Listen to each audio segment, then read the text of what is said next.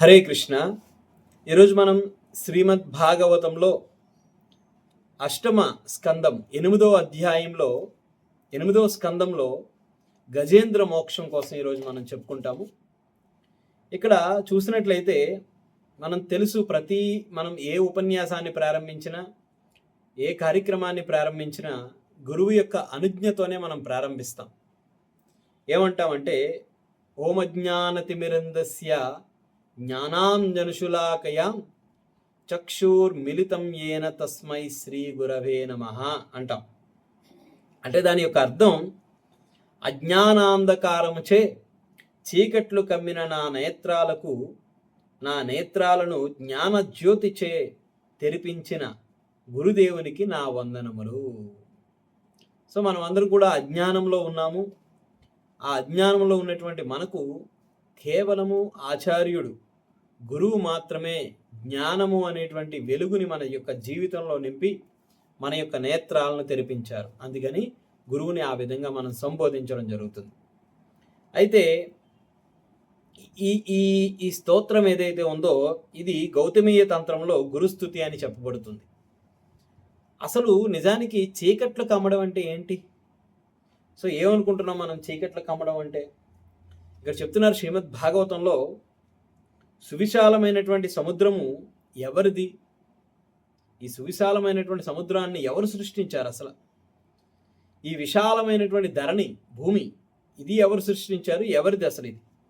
ఆకాశంలో నక్షత్రాలు ఎవరివి? గ్రహాలు ఏ విధంగా నిలిచి ఉన్నవి?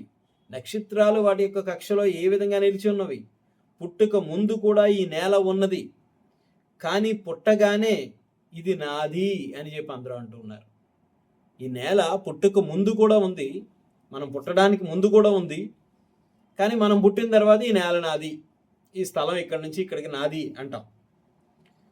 మనిషి ఇలా అంటున్నాడు ఏమిటి? నీవు పోయిన తర్వాత కూడా ఉండేది నీది ఎట్లా అవుతుంది?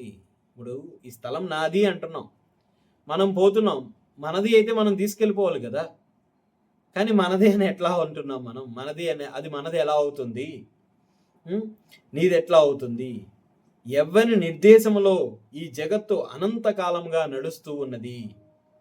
నీవు పోయిన తర్వాత కూడా ఎవని యొక్క నిర్దేశంలో ఈ జగత్తంతా కూడా అనంతకాలంగా నడుస్తూ ఉన్నది. ఈ ప్రశ్నలకు సమాధానము లేకపోవడమే అజ్ఞానాంధకారము లేదా చీకట్లు కమ్మడము. అదే చెప్తున్నాం కదా, ఓమజ్ఞానతిమిరంధస్య అంటున్నారు. అజ్ఞానాంధకారంతో నా నేత్రాలు నిండిపోయాయి, నా జీవితం అంతా అజ్ఞానాంధకారంతో నిండిపోయింది.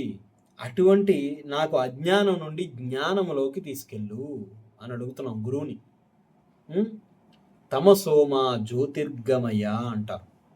తమస్సు నుండి కాంతి, వెలుగులోకి రావడము తమసోమా జ్యోతిర్గమయ అంటారు. సో కాబట్టి ఈ ప్రశ్నలకు సమాధానం లేకపోవడమే నిజమైన అజ్ఞానాంధకారము. మనందరికీ తెలుసా ఎవరు సృష్టించారు? ఈ సముద్రాన్ని ఎవరు సృష్టించారు? ఈ భూమిని ఎవరు సృష్టించారు? ఈ ఆకాశంలో ఈ నక్షత్రాలు, గ్రహాలు వాటి కక్షలో ఎలా ఉన్నాయి? కానీ మనందరికీ ఇవన్నీ ఉన్నాయని తెలుసు, కానీ అవి ఎవరి నిర్దేశంలో నడుస్తున్నవి అనేటువంటి విషయాన్ని తెలియకపోవడమే నిజమైన అజ్ఞానము. కాబట్టి మనం ఏం చేస్తున్నామంటే, నశించిపోయేటటువంటి దేహాన్ని శాశ్వతమైన ఆత్మ అనుకోవడము, శాశ్వతమైనటువంటి ఆత్మ అనుకోవడము, నశించిపోయే దేహాన్నే నిజమైన ఆత్మ అనుకుంటున్నాం. సో అనుకోవడమే అతిపెద్ద అజ్ఞానము.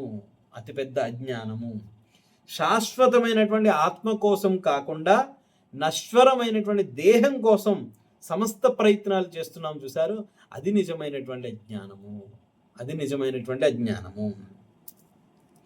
తర్వాత తన కళ్ళ ముందే అందరూ దేహాలు విడుస్తున్నా కూడా నేను మాత్రం ఇక్కడ శాశ్వతంగా ఉండిపోతాను, శాశ్వతంగా ఉంటాను అనే భావన కలిగి ఉన్నది చూసారో, అది నిజమైనటువంటి అజ్ఞానము. సో కాబట్టి ఎప్పుడైతే ఈ విషయం గురించి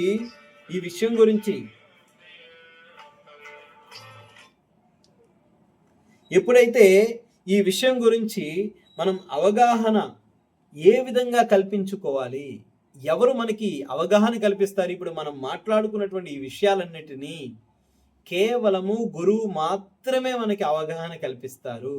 అందుకని మనం గురువు యొక్క అనుగ్రహంతో, గురువు యొక్క సాంగత్యంలో కేవలము గురువు ఒక్కరే మనల్ని ఈ అవిద్య అనేటువంటి చీకటి నుండి బయటికి తీసుకొస్తారు. అదే ఓం అజ్ఞానతిమిరంధస్య జ్ఞానాంజనశులాకయాం చక్షురుం మిలితం ఏన, నా కళ్ళు తెరిపించండి అని అంటున్నాం. చక్షుర్ మిలితం ఏన తస్మై శ్రీ గురవే నమః. కేవలం గురువు ఒక్కరు మాత్రమే ఈ అవిద్య అనేటువంటి చీకటి నుండి మనల్ని బయటపడేయగలుగుతారు. సో ఇక్కడ శ్రీమద్ భాగవతంలో ఎంతో అద్భుతంగా చెప్తున్నారు. కేవలము ఆ స్థితిలో కార్యాచరణ భావం మారిపోతుంది. అప్పుడు కర్మలన్నీ యజ్ఞపురుషునికే చేయబడతాయి. ఇక్కడ అవిద్య తొలగిపోయింది, అవిద్యా చీకట్లు తొలగుతున్నాయని అర్థం. ఎప్పుడైతే మనం గురువుకి శరణాగతి పొందుతున్నామో, ఒక గురువుకి అంటే ఒక భక్తుడికి మనం ఎప్పుడైతే శరణాగతి పొందుతున్నామో మన యొక్క జీవితంలో అవిద్య తొలగిపోతుంది. అయితే ఆ విద్య చీకట్లు తొలగినంత మాత్రాన మనిషి లేదా జీవుడు నిష్క్రియుడవుతాడని భావించకూడదు. అంటే ఆ అవిద్య ఒకటి తొలగిపోతే సరిపోతుందా మన జీవితంలో? అంటే నేను ఈ శరీరం కాదు, ఆత్మ అని తెలుసుకుంటే సరిపోతుందా? తెలుసుకుంటే సరిపోదు కదా. అది ఒక్కటి తెలుసుకుంటే సరిపోదు. మరి ఏం తెలుసుకోవాలి అంటే కేవలము మన కర్మలన్నిటినీ కూడా భగవంతునికి అప్పచెప్పాలి. అంటే భగవంతునికి మన కర్మల్ని అందించాలి. అంటే మనం ఏదైతే కర్మ చేస్తున్నామో ఆ కర్మల్ని భగవత్ ప్రమేయంతో చేయగలగాలి. భగవత్ ప్రమేయంతో మనం ఇందాక చెప్పుకున్నాం, వర్ణాశ్రమ ధర్మంలో గృహస్థ, వానప్రస్థ, సన్యాసి, బ్రహ్మచారి అనుకున్నాం కదా. అలాగే బ్రాహ్మణ, క్షత్రియ, వైశ్య, శూద్ర అనుకున్నాం కదా. అలాగే మొత్తం ఈ వర్ణాలు, ఈ ఆశ్రమాలు కలిపి భగవంతునితో మమేకమై చేస్తే దైవీ వర్ణాశ్రమం అని చెప్పి అనుకున్నాం కదా. కాబట్టి మనం కేవలము నేను ఆత్మస్వరూపుణ్ణి, ఈ భూప్రపంచం అంతా భగవంతుడి ద్వారా వచ్చింది, ఈ సముద్రాలన్నీ భగవంతుడి ద్వారా వచ్చాయి అని కేవలం తెలుసుకుంటే కాదు. ఏం చేయాలి? జ్ఞానం ఒక్కటి ఉంటే సరిపోదు. ఏం చేయాలి? జ్ఞానంతో పాటు విజ్ఞానం కలిగి ఉండాలి. అందుకే నాలెడ్జ్ అండ్ రియలైజ్ నాలెడ్జ్ అంటారు. రియలైజ్ నాలెడ్జ్ అంటే ఆ నాలెడ్జ్ని మనం ఏం చేయాలి? రియలైజ్ అవ్వాలి. అంటే రియలైజ్ అవ్వాలంటే ఏం చేయాలి? పాటించాలి. ఎప్పుడైతే మనం పాటిస్తామో అప్పుడు దాన్ని మనం పొందగలిగేటటువంటి అవకాశం ఉంటుంది. అయితే ఇక్కడ ఒక మంచి వృత్తాంతాన్ని చెప్తున్నారు. అప్పుడు కర్మలన్నింటినీ యజ్ఞపురుషుని కొరకే చేయబడతాయి. కృష్ణుడు భగవద్గీతలో 5వ అధ్యాయంలో ఒక విషయాన్ని చెప్తున్నారు. పోక్తారాం యజ్ఞతపసాం సర్వలోక మహేశ్వరం సుహృదం సర్వభూతానాం జ్ఞాత్వా మాం శాంతి ముష్యతి అంటాడు కృష్ణుడు. అంటే మనం చేసేటటువంటి అన్ని యజ్ఞములు, కృష్ణుడు కూడా భగవద్గీతలో ఇంకో శ్లోకంలో కూడా చెప్తున్నారు. ఏమంటారంటే శ్లోకం, యత్కరోషి యదస్నాషి యజ్జహోషి దదాసి యస్ అని చెప్పి కృష్ణుడు భగవద్గీతలో ఒక శ్లోకంలో చెప్తున్నాడు. అంటే నువ్వు ఏ యజ్ఞం చేసినా, ఏ దానం చేసినా, నువ్వు ఏమి చేసినా ఆయనకి తర్పణముగా అర్పించాలి. తర్పణము అంటే దాని అర్థం యజ్ఞంలో వేసినటువంటి ఏ వస్తువైనా సరే అది మనకి తిరిగి వస్తుంది అనే భావనతో మనం చెయ్యము. సో అదే విధంగా మనం భగవంతునికి అంటే ఎటువంటి కర్మ చేసినా అది ఏ విధంగా అంటే దాని ఫలాపేక్ష లేకుండా, దాని యొక్క ఫలితాన్ని ఆశించకుండా భగవంతునికి మనం సమర్పించడం నేర్చుకోవాలి. అందుకని ఇక్కడ ఏమన్నారంటే కర్మలన్నీ యజ్ఞ రూపాన్నే పొందుతాయి. అటువంటి కర్మల వలన బంధన కలగదు. యజ్ఞ రూపంలో కానీ మనం కర్మ చేస్తే, యజ్ఞ రూపంలో అంటే ఉదాహరణకి మనం చాలా సులభమైన ఉదాహరణ ఎట్లా అంటే, మీరు ఇంటిలో ఒక నైవేద్యాన్ని తయారు చేశారు. ఆ నైవేద్యాన్ని ఎవరి కోసం తయారు చేస్తున్నారంటే కృష్ణుడి కోసము తయారు చేస్తే అది యజ్ఞ రూపం అవుతుంది. అది మీకోసమే, అంటే కృష్ణుడికి ఇంకా పెట్టకముందే, నివేదన కాకముందే మీరు భుజించాలి, ఆస్వాదించాలి. అరే దీంట్లో నెయ్యి చాలా అద్భుతంగా మంచి వాసన వస్తుంది, చాలా రుచికరంగా ఉంది అని ముందే మీరు భావించారంటే అది యజ్ఞ రూపం అవుతుంది. కానీ కేవలం ఇది భగవంతుని యొక్క ప్రీత్యర్థమే చేస్తూ ఉంటే అది యజ్ఞ రూపం అవుతుంది. ఆ విధంగా చేయడం మూలంగా అది మనల్ని బంధించదు. అటువంటి కర్మ మనల్ని బంధనం కలిగించదు. ఆ విధంగా కర్మలను చేసేవారే భగవత్ ప్రతినిధులు అని చెప్పంటారు. అంటే భగవత్ ప్రతినిధి ఎప్పుడు కూడా భగవంతుని యొక్క ప్రీత్యర్థమే ఇటువంటి పని అన్నా చేస్తాడు అంటున్నారు. భగవత్ ప్రీత్యర్థం మాత్రమే చేస్తారు. అటువంటి అటువంటి మనుషులు, అటువంటి వాళ్ళే నిజమైనటువంటి మనుషులు అని చెప్పంటారు. అంటే మానవుడు అంటే కేవలము భగవంతుని యొక్క ప్రీత్యర్థం కర్మ చేసేవాడు భగవంతుని యొక్క ప్రీత్యర్థం. అంటే ఇక్కడ మనం ఒక విషయాన్ని గమనించాలి. ఎందుకు ఇక్కడ మానవులే అని చెప్పి అంటున్నారంటే, మానవుని యొక్క జీవితం భగవంతుని యొక్క సేవ కోసం ఉపయోగించవలసింది. ఇంక ఏ జీవితంలో లేదు. మనం జంతువుగా అంటే కుక్కగా, పిల్లిగా, నల్లిగా, బల్లిగా ఎలా జన్మించినా కూడా అది భగవత్ ప్రీత్యర్థం కాదు. కేవలము మానవులకి మాత్రమే సాధ్యం అవుతుంది. అందుకని ఇక్కడ ఏం చెప్తున్నారు? భగవత్ ప్రతినిధులు అంటే మానవులు అని చెప్పి అంటున్నారు. అయితే వారి చరిత్ర ఈ విధంగా ఉంది. మానవులు ఎలా జన్మించారు ఈ జగత్తులో? ఈ వృత్తాంతం శ్రీమద్ భాగవతం 8వ స్కందంలో ఈ విధంగా చెప్పబడుతున్నారు. ఇక్కడ ఒకసారి చూస్తే మానవుల యొక్క జన్మ అంటే మనిషి యొక్క జన్మ ఎలా పుట్టిందంటే, మనుషులందరికీ ప్రతినిధి ఎవరు చెప్పగలరు? ఎవరన్నా? మనుషులందరికీ ప్రతినిధి ఎవరమ్మా? మనువు. అందులో ఇక్కడ మొట్టమొదటి మనువు ఎవరు అంటే స్వయంభూ మనువు. అతడు బ్రహ్మదేవుని నుండి ఆవిర్భవించారు. స్వయంభూ మనువు సమాధి మగ్నుడై ఉపనిషత్ మంత్రాలను ఉచ్చరిస్తున్నటువంటి సమయంలో రాక్షసులు అతన్ని భక్షించడానికి ప్రయత్నించారు. అతన్ని తినేయడానికి ప్రయత్నించారు. అప్పుడు దేవదేవుడు యజ్ఞపతిగా ఆవిర్భవించి ఆ రాక్షసులను సంహరించడం జరిగింది. ఆ తర్వాత అతడే ఇంద్ర పదవిని చేపట్టి స్వర్గాన్ని పాలించాడు. తర్వాత అగ్నిపుత్రుడైనటువంటి స్వారోచితుడు, అగ్ని యొక్క కుమారుడైనటువంటి స్వారోచితుడు రెండో మనువుగా అయ్యాడు. మొట్టమొదటి మనువు ఎవరు? స్వయంభూ మనువు. రెండో వారు ఎవరండి? స్వారోచితుడు రెండవ మనువు. స్వారోచిత మన్వంతరములో యజ్ఞుని పుత్రుడైనటువంటి రోచనుడు ఇంద్రుడయ్యాడు. ఇక్కడ చూసినట్లయితే మనం ఒక విషయాన్ని గమనించండి. ఇంద్రుడు కానీ, బ్రహ్మ కానీ, కుబేరుడు కానీ, వరుణుడు కానీ, లేదంటే ఎవరైనా సరే అవి కేవలము వారి యొక్క పోస్ట్ అంతే. ఇప్పుడు చూడండి, మనం చూస్తూ ఉంటాం, కలెక్టర్లు మారుతారు, ఎంఆర్ఓలు మారుతారు, తర్వాత రెవెన్యూ ఆఫీసర్స్ మారుతారు, ఆర్డీఓలు మారుతారు, అసిస్టెంట్ కలెక్టర్లు మారుతారు. కానీ ఆ మారే ముందు ఆ పదవిని వాళ్ళు తీసుకెళ్ళిపోరు. పదవి అక్కడే ఉంటుంది, కానీ మనుషులు మాత్రమే మారుతారు. సో అదేవిధంగా ఇక్కడ కూడా ఇంద్రుడు అనేటువంటి పదవి ఏదైతే ఉందో అది అక్కడే ఉంటుంది. ఆ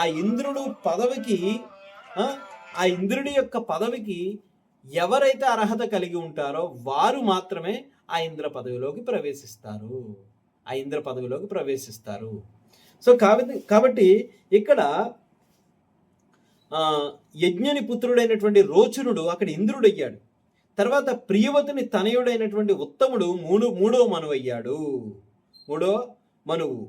ఉత్తముని యొక్క సోదరుడైన తామసుడు 4వ మనువు. తామస మన్వంతరంలో వైద్యుతులు దేవతలయ్యారు.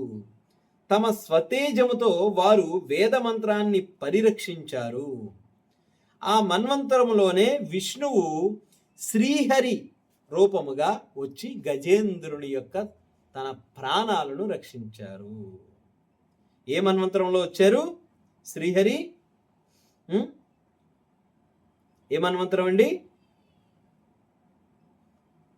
తామస మన్వంతరములో వైద్యుతులు దేవతలయ్యారు.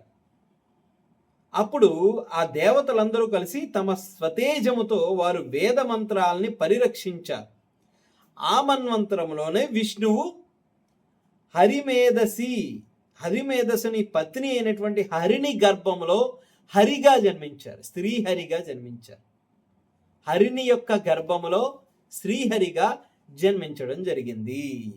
అది ఏ మన్వంతరము? తామస మన్వంతరములో. అనేక మన్వంతరాలు ఉన్నాయి కదా, ఇది ఏ మన్వంతరం అండి? వైవస్వత మన్వంతరము. సో కాబట్టి ఆ విధంగా భగవంతుడు శ్రీహరిగా అవతరించి గజేంద్రుని యొక్క ప్రాణాలను రక్షించడం జరిగింది. మనందరికీ తెలుసు అసలు గజేంద్రుడు ఎవరు? అసలు గజేంద్రుడు ఎవరు?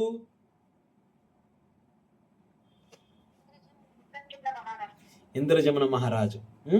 గజేంద్రుడు ఇంతకు ముందు జన్మలో ఇంద్రజమున మహారాజుగా ఉన్నాడు. అయితే ఒకరోజు ఆయన చాలా గొప్ప చక్రవర్తి, చాలా గొప్ప రాజుగా ఉన్నాడు. అయినా సరే ఆయన ఏం చేశాడంటే తన యొక్క రాజ్యంలో అన్నిటినీ కూడా వదిలిపెట్టేసి ఆయన తపస్సును ఆచరించడానికి అరణ్యానికి వెళ్ళిపోయాడు. ఆ అరణ్యానికి వెళ్ళిపోయినటువంటి క్రమంలో ఆయన ఒక చోట తపస్సును ఆచరిస్తున్న సమయంలో అక్కడికి అగస్త్య ఋషి రావడం జరుగుతుంది. ఆ అగస్త్య ఋషి వచ్చిన తర్వాత ఇంద్రజమున మహారాజు ఏమి పట్టించుకోలేదంట. ఆయన ఆ పట్టించుకోకపోవడంతో సరైనటువంటి, అంటే ఎప్పుడైతే మనకి భక్తులు, ఎప్పుడైతే ఆచార్యులు, గురువులు మన యొక్క గృహానికి వచ్చినా, లేదంటే మనం ఉండేటటువంటి ప్రదేశానికి వచ్చినా గౌరవించడం అనేటువంటిది మనకున్న బాధ్యత. అందులో గృహస్థ మీద ఇంకా ఎక్కువ బాధ్యత ఉంది. భక్తులు వచ్చినా, భగవద్భక్తులు వచ్చినా, గురువు వచ్చినా గౌరవించాల్సినటువంటి బాధ్యత ఉంది. అయితే ఎప్పుడైతే ఆయన సరైనటువంటి అతిథి మర్యాదలు చేయలేకపోయారో అప్పుడు ఆయన ఏం చేశారంటే ఒక ఏనుగు జన్మ తీసుకో అని చెప్పి శపించేశాడు. ఏనుగు ఏ విధంగా ఉంటుంది? ఏనుగు యొక్క శరీరం ఎలా ఉంటుంది? శరీరం ఆకృతి మాత్రం చాలా పెద్దగా ఉంటుంది. కానీ ఏనుగుకి ఏమంటారు? శరీరం బాగా పెంచేవరా కానీ బుర్ర పెంచలేదు అంటారు కదా చాలామంది ఉదాహరణకి. సో ఆ విధంగా శరీరం ఆకృతి అయితే చాలా ఉంది, కానీ బుర్ర చాలా తక్కువ ఉంటుంది ఏనుగుకి. అందుకని అది ఏం చేస్తుంది? తనకన్నా శరీరంలో అతి తక్కువైనటువంటి మావటి వాడి చేత కంట్రోల్ చేయబడుతుంది. సో కాబట్టి అక్కడ ఆయన గజేంద్రుడిగా జన్మ తీసుకున్న సమయంలో అక్కడ త్రికూటాచల పర్వతం దగ్గర ఆయన చాలా అందమైనటువంటి ఒక సరోవరం ఉంది. ఆ సరోవరం దగ్గర ఎన్నో అద్భుతమైనటువంటి పుష్పజ్యోతులు ఉన్నాయి. లోపల ఆ సరోవరంలో ఎంతో సువాసన వెదజిల్లేటటువంటి తామర కమల పుష్పములు ఉన్నాయి, నాగవల్లి పుష్పములు ఉన్నాయి దాంట్లో. అయితే అటువంటి ప్రదేశంలో ఎన్నో అంశాలు, ఎన్నో రకాలైనటువంటి ఆ నదీ జలాల్లో నివసించేటటువంటి జీవులన్నీ కూడా ఎంతో అందంగా చూడడానికి వాతావరణం కూడా చాలా అద్భుతంగా ఉంది. అలాంటి ప్రదేశంలో ఈ గజేంద్రుడు తన యొక్క భార్యలను తీసుకొని, తన యొక్క బిడ్డలను తీసుకొని స్నానం ఆచరించడానికి వస్తూ ఉన్నాడు. ఆ స్నానం ఆచరించడానికి వస్తున్నటువంటి సమయంలో పెద్ద పెద్ద జంతువులని కూడా, అంటే ఏనుగు యొక్క అరుపుకి, ఏనుగు యొక్క శరీరాకృతికి అక్కడ ఉన్నటువంటి పులులు, సింహాలు, తర్వాత ఖడ్గమృగాలు ఇవన్నీ కూడా పారిపోయాయి. కానీ ఏనుగు యొక్క అనుసరణలో ఉన్నటువంటి అక్కడ ఉండేటువంటి కోతులు, కొన్ని జీవులన్నీ కూడా ఇవన్నీ ఏం చేశాయంటే ఏనుగును అనుసరించుకుంటూ ఆ ప్రవాహంలోకి వచ్చేసి ఆ సరస్సులోకి వచ్చేసి. అయితే ఏనుగు ఎంతో చక్కగా ఆ గజేంద్రుడు ఆడుకుంటున్నాడు. ఆ ఆడుకుంటున్నటువంటి సమయంలో నాకు ఇంకేమీ అవసరం లేదు, ఎందుకంటే ఈ భార్యల మీద నీళ్ళు వేస్తున్నాడు, ఆ భార్యలు వచ్చి ఈయన మీద నీళ్ళు వేస్తున్నారు, ఆ పిల్లలందరూ తండ్రి మీద తల్లుల మీద నీళ్ళు వేస్తున్నారు, వాళ్ళందరూ కలిసి పిల్లల మీద నీళ్ళు వేస్తున్నారు. ఇలా చక్కగా ఆడుకుంటూ ఉన్నారు. అందుకే చెప్తారు కుంజల స్నానము అంటారు. గంటల కొద్దీ ఏనుగు స్నానం చేస్తుంది. ఆ ఏనుగు గంటల కొద్దీ స్నానం చేస్తుంది, కానీ మళ్ళీ బయటకు వచ్చి చెత్త వేసుకుంటుంది నెత్తి మీద. ఆ విధంగా ఆ ఏనుగు అక్కడ గజేంద్రుడు గంటల కొద్దీ స్నానం చేస్తున్నారు. ఆ స్నానం చేస్తున్నటువంటి సమయంలో అంతా బాగుంది వాతావరణం అంతా అనుకున్న సమయంలో మన జీవితంలో కూడా అంతే. అంతా బాగుంది, చాలా నేను హ్యాపీగా ఉన్నాను, నేను చాలా ప్రశాంతంగా ఉన్నాను, నాకు భగవంతుని యొక్క అవసరం లేదు, నాకేం కావాలి, చేతి నిండా డబ్బు ఉంది, చక్కగా భగవంతుడు అన్నీ ఇచ్చేశాడు నాకు అనుకుంటా. భగవంతుడు గుర్తురాడు. నా శాయశక్తులా నేను కష్టపడి అన్నీ సంపాదించేశాను, అన్నీ చేశాను, నాకు ఇంకేం అవసరం. అదే కదా ఒకసారి కాలిఫోర్నియాలో ఒక పెద్ద ప్రాబ్లం వచ్చింది. అంతా ఏంటి, కాలిఫోర్నియాలో ఒక దావాగ్ని చెలరేగిపోయింది. వాళ్ళందరూ అనుకున్నారు, సో మనం చాలా గొప్ప స్థాయిలో ఉన్నాం ప్రపంచంలోనే, మనకి భగవంతుడు అవసరం లేదు అనుకున్నారు. కానీ ఎవ్వరూ ఊహించినటువంటి రూపంలో ఆ దావాగ్ని వచ్చి కాలిఫోర్నియా నగరాన్ని మొత్తం అగ్నికి ఆహుతి చేసేసింది. సో అదేవిధంగా మన జీవితంలో కూడా అంతా బాగుంది, చాలా ఆనందంగా ఉన్నాము అనుకునే సమయంలో మృత్యువు కాల రూపంలో వచ్చేస్తుంది. కాల రూపంలో వచ్చేస్తుంది మృత్యువు. అదేవిధంగా ఈ గజేంద్రుడు చాలా బాగుంది, అద్భుతంగా ఉంది వాతావరణం అంతా, నాకు ఇంకేం అవసరం లేదు, నా భార్యలు, నా బిడ్డలు, నా చుట్టూ ఆనందంగా ఉన్నారు అనుకున్న సమయంలో కాలము అనేటువంటి మృత్యు రూపంలో ఉండేటువంటి ఒక ముసలి వచ్చి పట్టేసుకుంది కాలని. ఎప్పుడైతే పట్టుకుందో అప్పుడు ఎంత ప్రయత్నం చేశాడు, ఆ ప్రయత్నం అంతా కూడా ఆయనకి సఫలం కాలేదు. ప్రయత్నం ఏమీ సఫలం కాలేదు.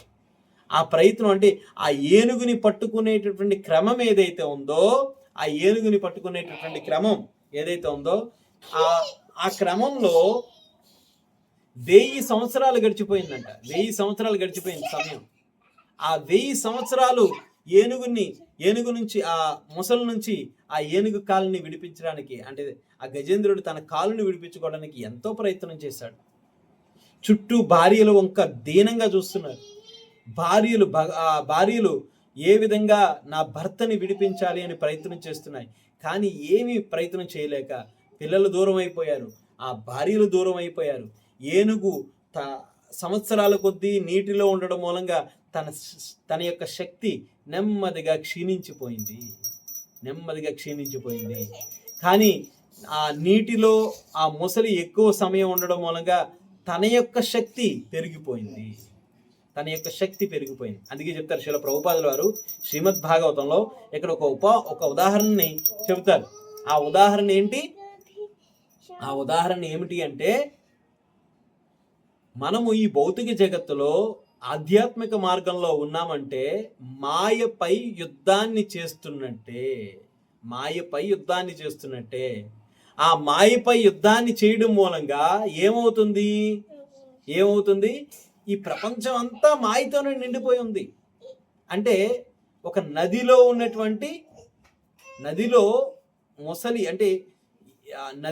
ముసలి ఏ రకంగా శక్తిని చేకూర్చుకొని ఉందో అది మాయ. మనము నదిలో దిగినటువంటి ఒక ఏనుగు లాంటి వాళ్ళం, మనం గజేంద్రుడు లాంటి వాళ్ళం. సో ఎప్పుడైతే మనము ఈ గజేంద్రుడిలాగా ఈ మాయ అనేటువంటి నీటిలో దిగామో మన శక్తి క్రమేపీ క్షీణించిపోతుంది.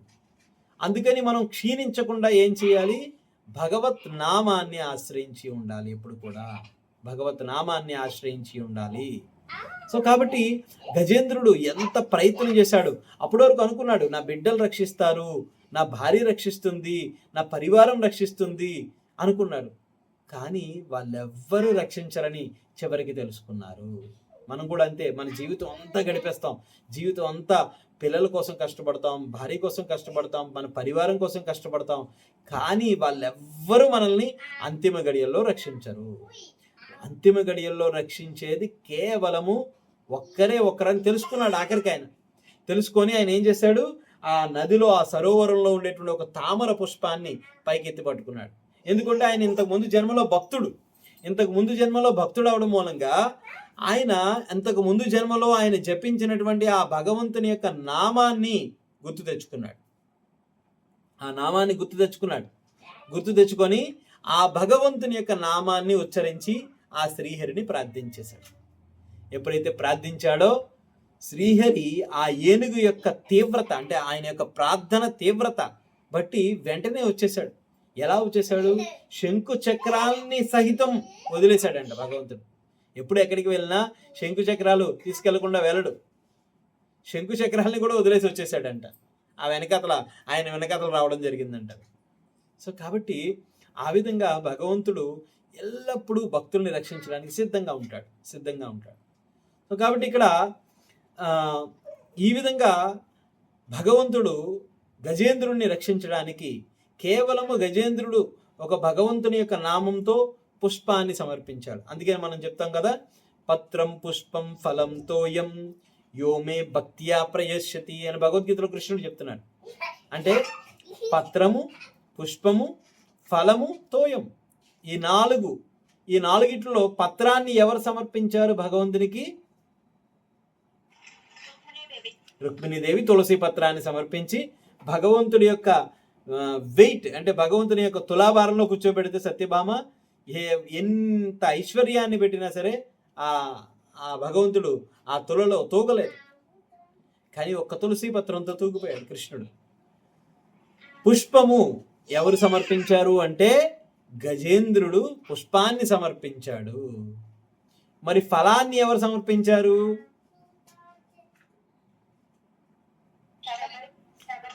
మాతా శబరి ఫలాన్ని సమర్పించింది.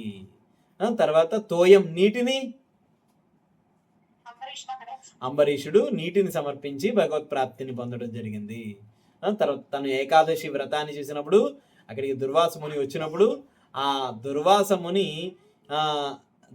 ముని స్నానం చేసి వస్తానన్నారు, కానీ ఇంకా రాలేదు, ద్వాదశి గడియలు అయిపోతున్నాయి. అప్పుడు భగవంతుడికి నీటిని సమర్పించి ఆయన తీసుకోవడం జరిగింది. సో ఆ విధంగా పత్రం పుష్పం ఫలం తోయం యోమే భక్త్యా ప్రయశ్యతి, భక్తితో సమర్పిస్తే భగవంతుడు వెంటనే మనకు ముందు ప్రత్యక్షమవుతాడు.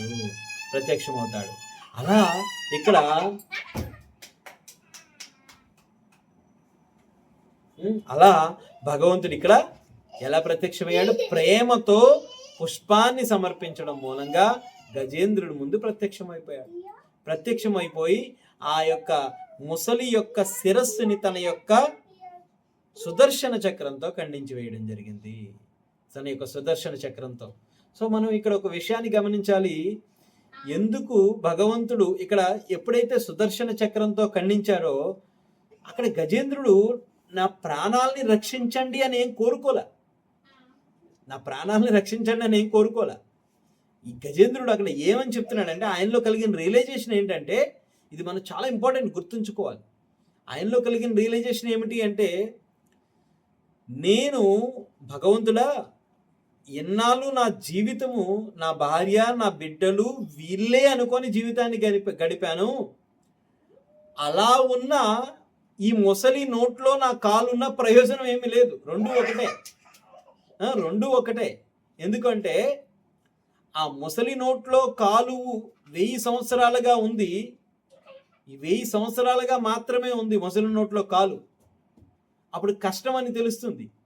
కానీ కాలము అనేటువంటి ఈ భౌతిక జగత్తులో, కాలము చేత ఈ భౌతిక జగత్తులో నేను శిక్షించబడుతూనే ఉన్నాను జన్మ జన్మలుగా. ఇంకా చాలు నాకు ఈ జీవితం అవసరం లేదు. నాకు ఈ జీవితం అవసరం లేదు.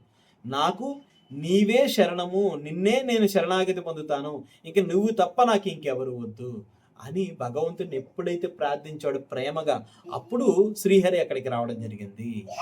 అంతేగాని స్వామి నన్ను ఈ ముసలి బారి నుంచి రక్షించు, నీకు తలనేలాలు ఇస్తాను, లేదంటే నీకు అది ఇస్తాను ఇది ఇస్తానని కోరుకోలే. ఆయనేం కోరుకోలేదు. సో దీన్ని బట్టి మనం ఈ భౌతిక జగత్తులో మాయ అనేటువంటి ముసలి చేత సిద్ధంగా ఉన్నాం కరివబడ్డానికి. సో కాబట్టి చాలా జాగ్రత్తగా ఉండాలి. మనం ఆధ్యాత్మిక మార్గం గురువు యొక్క మొట్టమొదట చూపించినట్టుగా మనకి గురువు యొక్క అనుగ్రహంతో ఈ జన్మ లభించింది, రెండవ జన్మ లభించింది.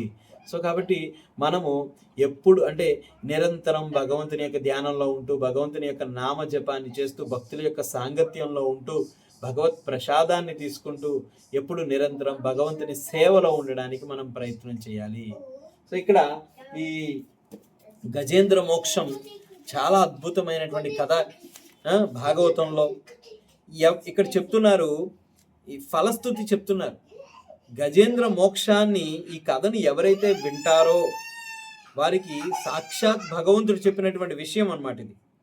ఈ విధంగా ఆశీర్వాదాన్ని పొందినటువంటి బ్రహ్మాది దేవతలు ఆనందాన్ని కలిగిస్తూ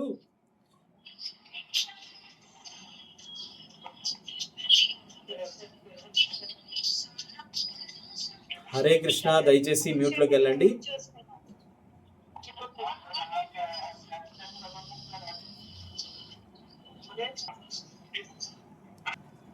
ఈ గజేంద్ర మోక్ష కథని సుఖదేవ్ గోస్వామి పరీక్షిత్ మహారాజుకి చెప్తూ ఆయన ఫలస్థుతిని చెప్తున్నారు.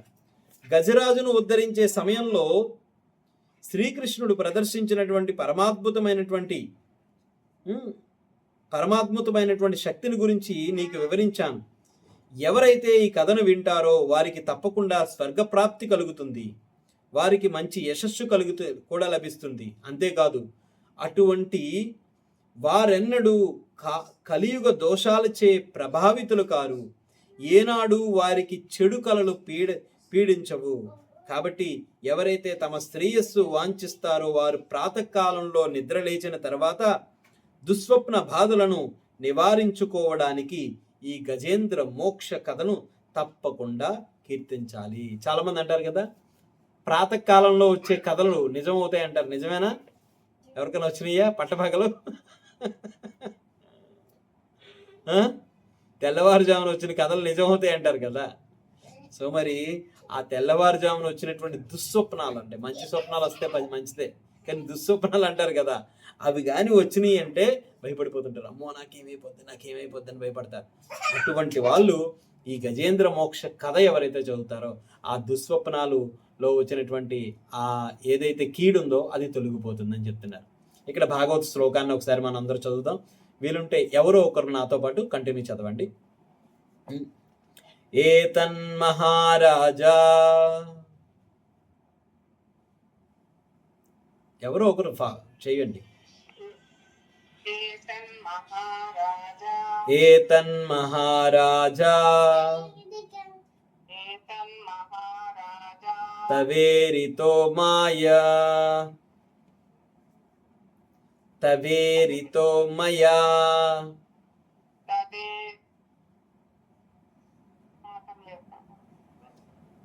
ఇంకెవరైనా చదువుతారా? ఏతన్ మహారాజా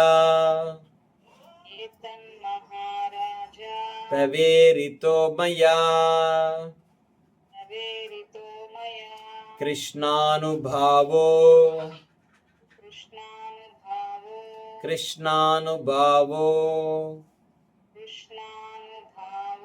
గజరాజమోక్షణం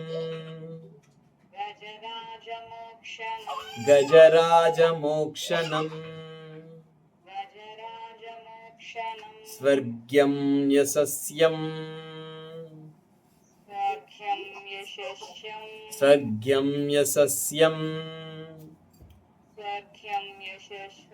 కలికల్మషాపహం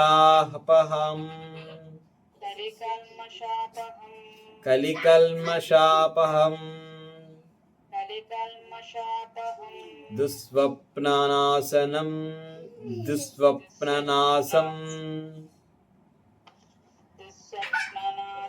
కురువర్య శృణ్వతాం